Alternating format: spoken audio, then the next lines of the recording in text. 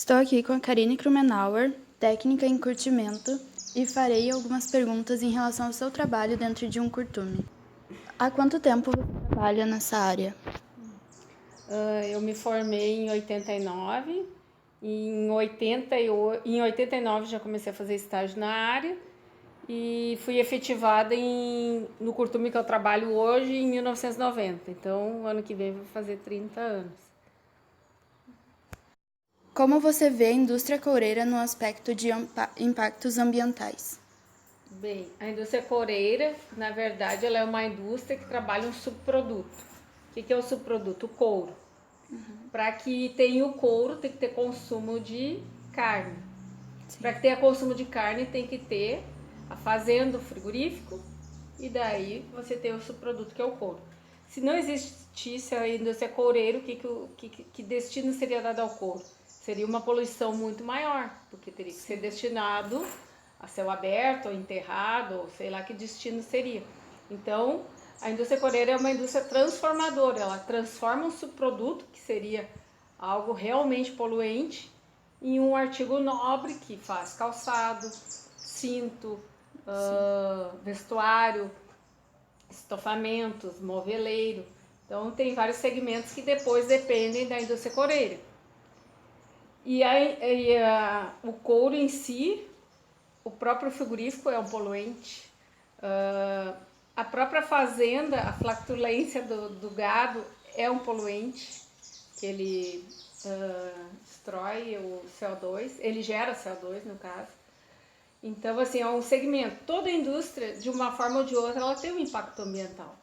Só que daí tá na gerência dessa indústria a minimizar isso. Porque toda indústria, o que ela precisa? Ela precisa captação de água. Então, tu tá tirando a água do lençol freático, tu tá diminuindo, né? Tu tá captando água que seria humana, seria de fins humanos, tu tá dando destino para a indústria. Daí tu tem emissões atmosféricas e tu tem os resíduos que a indústria gera. O curtume não deixa de ter esses três aspectos, essas três situações. Então, o que a gente faz para minimizar isso? Captar o mínimo possível de água do solo, fazer reaproveitamento de água de chuva, o próprio resíduo líquido que tu gera, tu tratar ele de forma que tu possa reutilizar, reciclar ele dentro da tua própria indústria. Os resíduos sólidos dá destino para outros fins, que nem farelos de cromo, hoje em dia é feito agrotóxicos, não aqui no Brasil, vai para uma empresa que vai para a Itália. Agrotóxicos não, é tipo fertilizante para solo, né? Não chega a ser um agrotóxico. E daí para todos os resíduos gerados tem um fim que às vezes até te traz algum lucro. Então tu tem que tentar sempre otimizar e melhorar as questões de geração e de captação. A questão atmosférica também, usar filtros que filtra aquilo ali, porque hoje em dia o que se consta que a questão mais poluidora que nós temos hoje são as cidades. São o próprio esgoto cloacal das cidades que não são tratados. Isso é o que gera a maior poluição para os rios, porque pelo menos de curtume um tratamento bem feito, quando tu lança em açudes, né, que vai para o rio, tem criação de peixe. Então, tu tem que ter parâmetros, né? Tu tem um órgão fiscalizador que é a FEPAM no Rio Grande do Sul, né? São Paulo é CETESB, cada estado tem o seu órgão fiscalizador. Então tu tem que cumprir aquelas normas, né? E a gente sabe que aquilo ali tem que ser cumprido não só por uma questão que tem um órgão fiscalizando, porque aquilo ali é o nosso futuro, né? Futuro da humanidade, né? Então tu tem que estar adequado aos lançamentos dos teus rejeitos, né?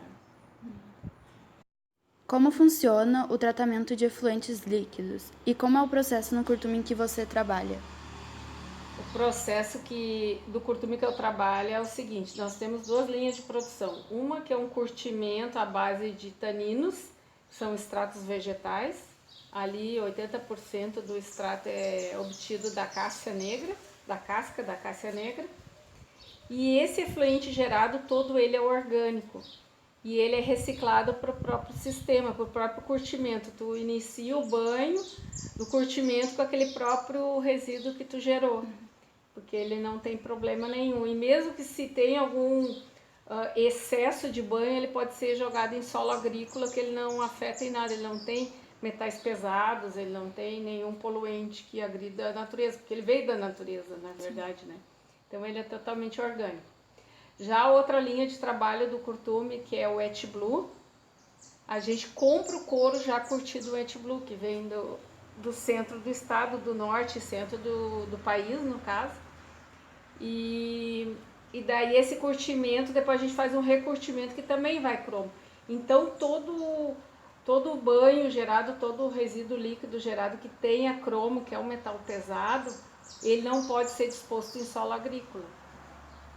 Então todo esse resíduo a gente leva para um tanque de homogeneização que igualiza o pH, porque daí vem de diferentes banhos com diferentes pHs, daí os pHs, né, daí tem que levar ele todo para um homogeneizador, para homogeneizar, passa por um tanque para corrigir o pH, para que ele esteja todo num pH padrão, se coloca um coagulante para coagular os sólidos e os excessos, um floculante para flocular, decanta aquele banho, daí vai sair um lodo, esse lodo é filtro prensado, que gera uma quantidade bem menor com baixa umidade, e esse resíduo daí é disposto em aterro sanitário, porque tem metal pesado.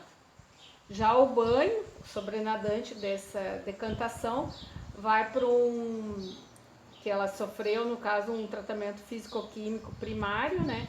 Ele vai para um outro físico-químico, retira o excesso ainda de outros sólidos, partículas que tiver suspensas, passa por outro físico-químico, vai para um secundário, depois para um lodo biológico, e daí esse lodo biológico também é filtro prensado e o resíduo vai para o aterro sanitário. Daí esse aterro sanitário, esse lodo gerado, filtro prensado, ele é cobrado por metro cúbico para dispor em aterro sanitário. Depois de tratada, qual é o destino da água? Ela é reutilizada? Parte dela é reutilizada na indústria, como lavagem de pisos, banheiros, nos reservatórios de banheiro de descarga, de vaso. Parte dela é feita os couros que são destinados para couros de cor escura, é utilizado no processo, e parte dele é lançado no arroio, que desse arroio segue o fluxo, né, e vai para o rio. Mas ela está de acordo com os parâmetros admitidos para que um corpo receptor, no caso o arroio, tenha condições de terminar a depuração e que não afete a flora e a fauna existente. Há alguns anos era muito comum saber de curtumes que não tratavam os resíduos corretamente. Na sua concepção, você acha que nos dias de hoje os curtumes se preocupam mais com isso? E você também lembra de alguma história? Alguma coisa? Essa questão de tratamento, né, com relação ao meio ambiente, é assim, ó, na verdade, o tratamento de efluentes é uma segunda indústria dentro da própria indústria. Então ela tem um custo alto, elevado, tem que ter tecnologia, tem que ter mão de obra especializada, é oneroso, é produto químico que é utilizado, tem todo um processo que tem que se fazer o uso para que a água saia de acordo. Para o dono da empresa, nem sempre isso ele vê como uma vantagem, porque na verdade aquilo ali é um custo para a indústria, ele tem que saber que aquilo ali tem que colocar no preço do couro que ele vende. É uma coisa que está inerente ao processo. Não pode desvincular o tratamento de efluentes da indústria do couro. É uma coisa que tem que andar junto. Então, tem que ser feito. Por isso que tem um órgão fiscalizador, porque aquele empresário que achar que aquilo ali não é importante ou que está dando prejuízo para ele, então é melhor ele fechar as portas. Porque é de extrema importância que a gente trate todo o resíduo gerado. E a questão de muitos curtumes tem, que né, o curtume que eu trabalho, 90% da produção é exportação. Então tu tem mais leis, além da lei estadual, a gente tem selos de controle, né, que te que te diz se tu tá... Nós somos classificados em ouro, tem bronze, prata e ouro, em ouro. Então é toda uma questão de segurança de trabalho e meio ambiente. É captação de água que tu tem que estar dentro dos parâmetros lá para não consumir muita água do lençol freático. É o tratamento que tem que estar de acordo. Então assim, o pessoal, Europa, Estados Unidos, Ásia, eles compram o couro do Brasil, mas eles querem saber que a gente não está poluindo e não está agredindo também a mão de obra. Tem a mão de obra infantil ou escrava desse gênero. Então assim, é uma questão social e globalizada. Não vai achar que tu é sozinho numa ilha, né? Tu tem que pensar no todo e não só no seu bolso, né? São N famílias que dependem daquilo ali, daquele negócio, e pessoas que ainda estão por vir que vão sofrer as consequências se não for tido o devido zelo, né, pelo meio ambiente. Então eu acredito que até hoje tem indústrias que tentam burlar as questões ambientais, mas não vão muito longe, porque não vão achar comprador para o seu produto quando souberem que não estão fazendo o tratamento de acordo. A própria fiscalização ambiental do Estado, dos estados, vai em cima e vai verificar a questão. Nós tivemos um desastre ambiental seríssimo há anos atrás ali do Rio dos Sinos, né? Que os peixes vieram uma mortandade incrível. Tudo em função que baixou muito o DBO da água, o nível de oxigênio, e os peixes vieram a óbito. E não era só questão da indústria em si, era questão dos esgotos também dos municípios, né? Não são tratados. E daí quando época de verão, muita estiagem, poucas chuvas, tem pouca aeração das águas, né? E daí baixa oxigênio e a fauna, no caso, sofre a penalidade. Então é isso, muito obrigada pela sua participação.